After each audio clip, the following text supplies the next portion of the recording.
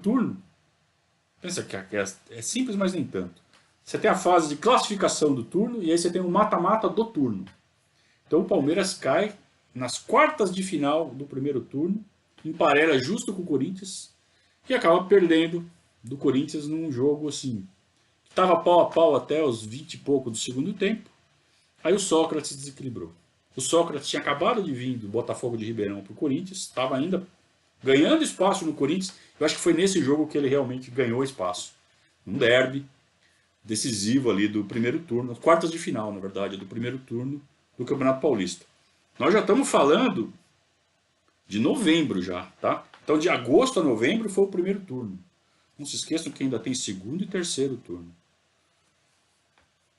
E o Palmeiras perde de 3-0 do Corinthians. Sócrates faz 2 e dá o terceiro gol.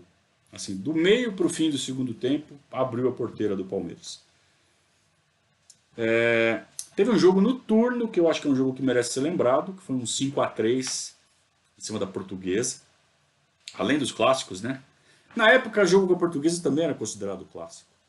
E o Palmeiras enfia 5-3 na Portuguesa, com grande participação do Baroninho. O Baroninho joga muito, e esse jogo eu me lembro de ter ouvido no rádio também. E imagina essa criança, né, ouvindo no rádio 5-3. Tava 4-1 pro Palmeiras até os 23 do segundo tempo. O Palmeiras jogando muito. Dos 4 primeiros gols, o Baroninho participa de 3. Tudo dando cruzamento, batendo falta, o goleiro batendo roupa. Tudo do pé do Baroninho sai. Ele não marca nenhum, mas sai tudo do pé dele. Jorge Mendonça faz 2, 3.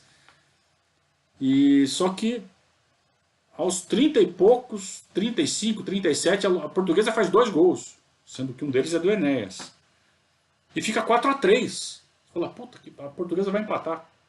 Só que aí no final, o Altimar faz 5-3. Imagina, 5-3. 5-3 era o placar do nosso jogo na rua ali, né?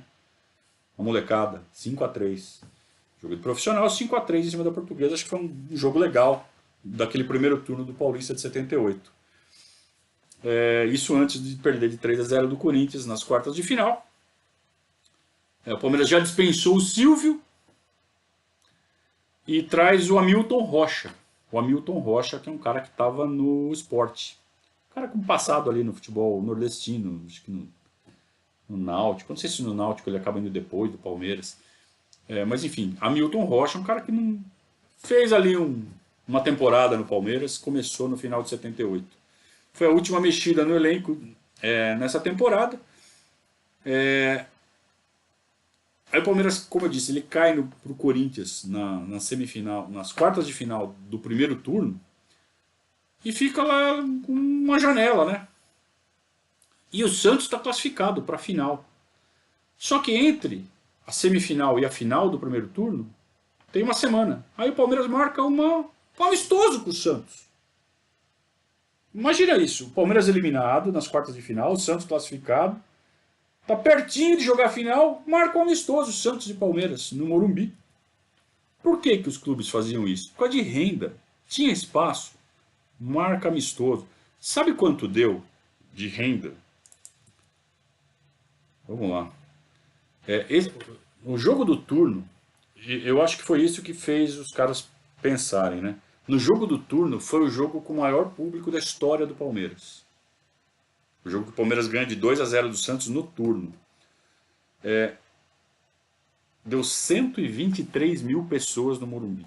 No jogo do turno. Aí eles falaram, marca um amistoso aí que vai encher de novo. E eles marcaram. Marcaram um amistoso, só que marcaram na Vila Belmiro. E deu 8 mil pessoas. Na Vila Belmiro, né? Metade do estádio. Nem metade da Vila Belmiro, porque na época botava 25 mil, né? Eu acho. Se cabia 62 no Pacaembu, devia caber umas 25 na Vila Belmiro. Foi 8 mil pessoas na Vila Belmiro. É inexplicável, né? Mas foi o que aconteceu. Um amistoso, Palmeiras eliminado, o Santos na véspera da final do primeiro turno. Enfim, acaba o primeiro turno, o Palmeiras já estava fora. Começa o segundo turno, no dia 26 de novembro. E mais 19 jogos.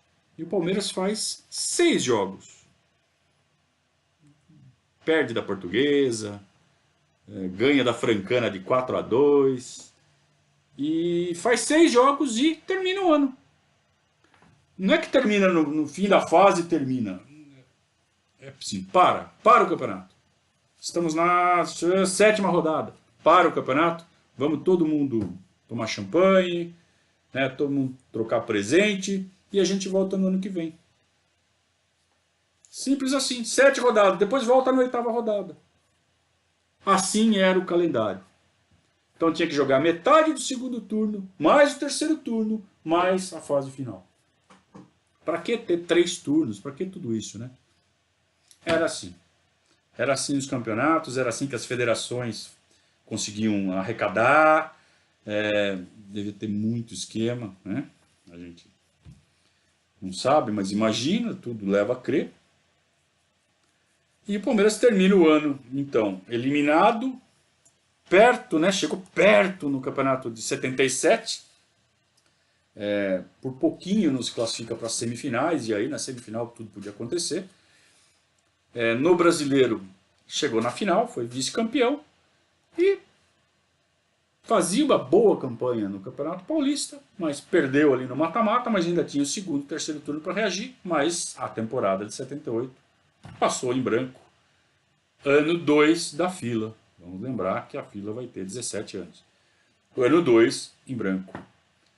Não teve nenhuma grande, né, tragédia. Ah, perdeu do Guarani na final. Não, perdeu do Guarani na final, mas